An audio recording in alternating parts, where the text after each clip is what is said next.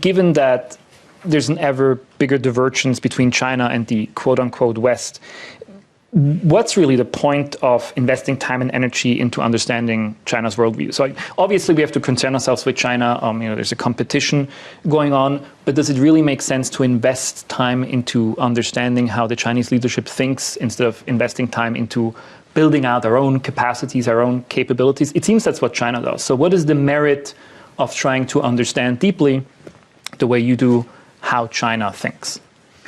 That's a good and provocative question, Nico, which is, Kevin, have you been wasting the last 40 years of your life? Yes, that was the question. Possibly. I assumed you had an answer. I think it's a bit like this. I think we're all required to walk and chew gum. The beginning of wisdom in politics, the beginning of wisdom in international politics, the beginning of wisdom in business is to understand how the other person thinks, why they think that way, and what their priorities are, rather than commit the cardinal error, which many of our American friends still commit, which is to mirror image everything. That is to think that those you're dealing with will automatically reason in the same way in which you reason.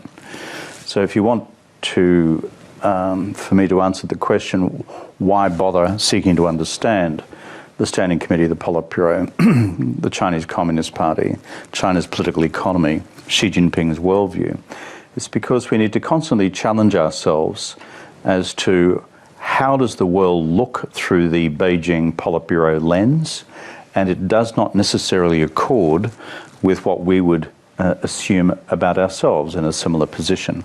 I think that's why we need to spend time. And the second part of your question was, at the same time, it's not just an idle academic reflection, because these are profound real-world changes now. And we've just been through a couple of hundred years where the Anglosphere, first the Brits, long may she reign, 70 years today, and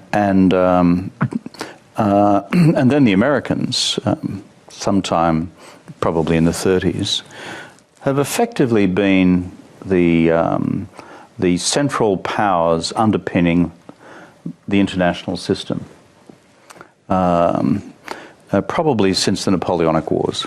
Really? I think that's a fair summary. And this is of profound consequence, what's unfolding beneath our feet.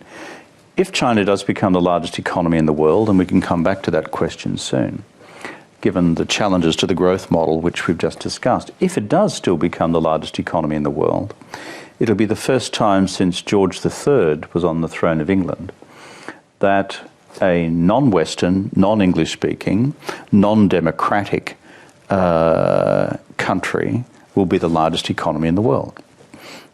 And that's of profound significance. So therefore, understanding that and its consequences in terms of how we therefore acquire our own national capabilities in responding to that is, I think, of first order importance for everybody, whatever your form of professional life may be.